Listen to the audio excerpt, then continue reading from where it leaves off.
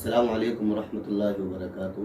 मैं मोहम्मद आबिद टीम 6000 वाली के चैनल से बहुत दिल से तमन्ना थी कि हज़रत से मुलाकात करें, मुफ्ती हारून नदवी साहब से। माशाल्लाह बहुत खुशी हुई, हमारे चैनल पे हज़रत का कमेंट्स आया और जब से ही माशाल्लाह हमारा दिल बाग बाग हो गया। उससे पहले हमारी हिम्मत बहुत पस्त थी कि पता नहीं क्या रिएक्शन रहेगा पब्लिक का, उलमा का क्या रिएक्शन रहेगा, लेकिन मुफ्ती साहब के कमेंट्स ने माशाल्लाह हमारी हिम्मत को बढ़ाया, हौसला अफजाई हुई। और जो है अभी पीछे मालूम हुआ मुफ्ती साहब का जो है पीछे एक्सीडेंट हो गया था, जिसकी वजह से मुफ्ती साहब के यहाँ पर पट्टा वगैरह बंधा हुआ है।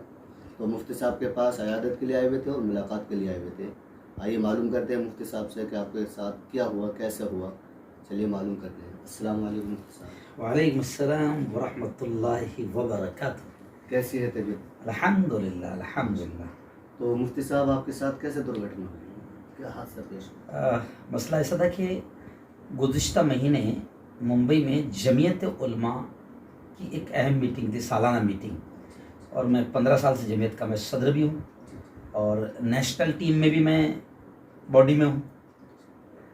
तो उस एतबार से मैं मीटिंग के लिए वहाँ पर गया था और फिर रात में एक प्रोग्राम था, उस प्रोग्राम को करके मैं, और दूसरे दिन मुझे यहाँ पर आना था जलगांव इज्तिमाई निकाह पढ़ाने के लिए। तो मैं रात में वहाँ रुका नहीं और बॉम्बे से मैं तकरीबन 12 बजे बॉम्बे छोड़ दिया। बॉम्बे हमारे यहाँ से 450 किलोमीटर है। फैमिली भी साथ में थी क्योंकि वहाँ एक बड़ा प्रोग्राम था, हम सब साथ में गए थे, छुट्टियाँ थी, बॉम्बे जा रहे थे फैमिली का। हम भी चलते, गाड़ी खाली जा रही है, फॉर्चूनर गाड़ी थी।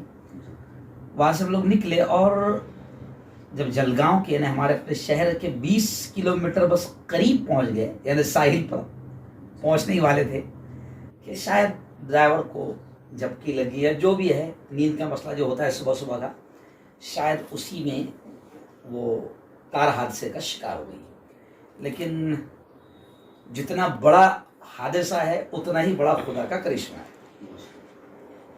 कार तकरीबन नहीं, मेरा ख्याल 130 से 150 के बीच में थी कार, और शायद उसका बैलेंस फिर आउट हो गया या नींद की झपकी मार दिया उसने, तो डिवाइडर से टकराई और इतना ज़बरदस्त कि मुंबई से आने वाली कार मुंबई जाने वाले रोड पर उस पार गई, फिर उस पार से खेत में गई, यानी 5 से 6 पलटियां उसने खाई।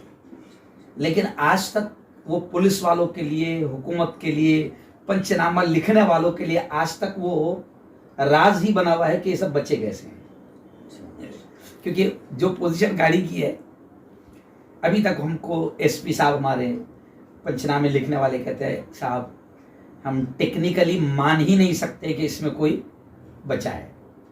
लेकिन कमाल की बात यह कि पूरी की पूरी फैमिली बची है, ड्राइवर भी बचा है, और दूसरी कमाल की बात यह है किसी को मेजर मार भी नहीं लगी, यानी बड़ी मार भी नहीं। अब जैसे 5-6 पलटियां खाई गाड़ी ने, तो उनका सवाल होता है पंचनामे वालों को, फिर आपके सर कैसे महफूज है, आपके चेहरे महफूज, आपकी हड्डी पसलियां, कोई बड़ी किसी को मार नहीं लगी है। तो ये सिर्फ और सिर्फ अल्लाह की खुसूसी मदद है।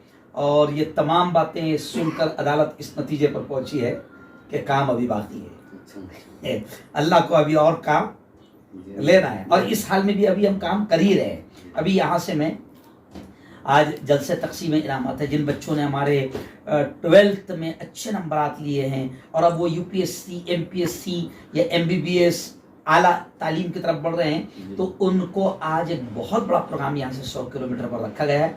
वहाँ मेरे हाथों से इनामात दिए जाएंगे, फिर तालीम की अहमियत पर मोटिवेशनल मेरी स्पीच होगी क्योंकि मैं मुकर्रिर भी हूँ। तो इस हाल में भी काम जारी है, अभी हाथ बंधा हुआ रहेगा और 100 किलोमीटर का सफ़र भी होगा। फिर 6 तारीख को ऐसे ही बम्बे का सफ़र होगा।